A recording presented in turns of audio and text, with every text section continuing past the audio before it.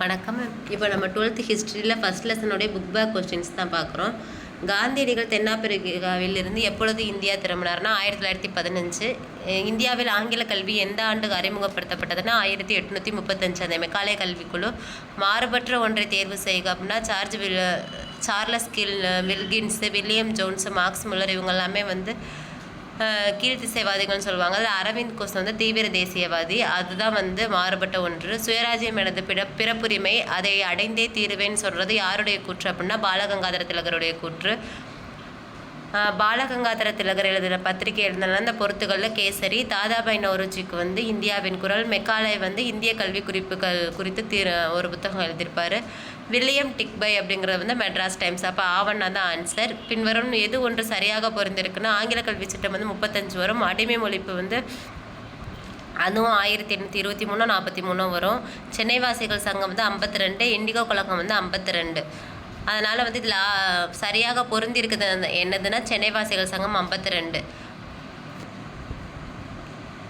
பின்வரும் அமைப்புகள் தொடங்கப்பட்ட சரியான காலவரிசைனா கிழக்கிந்திய கழகம் 66, சென்னை மகாஜன சங்கம் 52 84, சென்னை வாசிகள் சங்கம் 52, இந்திய சங்கம் 1905.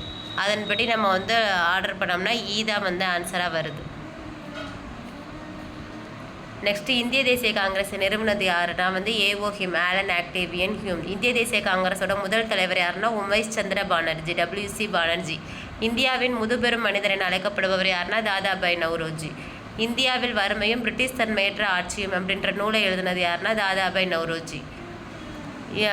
இப்போ கூற்று காரணம் இந்த கொஸ்டினை பார்த்தீங்கன்னா ஆங்கில அரசாங்கம் தடையற்ற வணிக கொள்கையை பின்பற்றுச்சுன்னா அதில் லைசி ஃபயர்னு சொல்லி படித்தோம். இங்கிலாந்தில் தடையற்ற வணிக கொள்கையினால் இந்தியா நன்மை பெற்றதுன்னு சொல்லியிருக்காங்க. அது தவறு. அப்போ கூற்று சரி, காரணம் தவறு.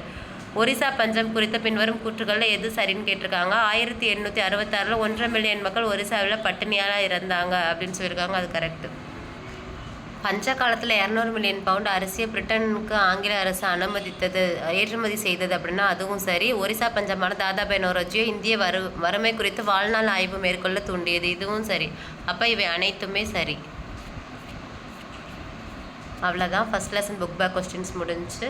தேங்க்யூ.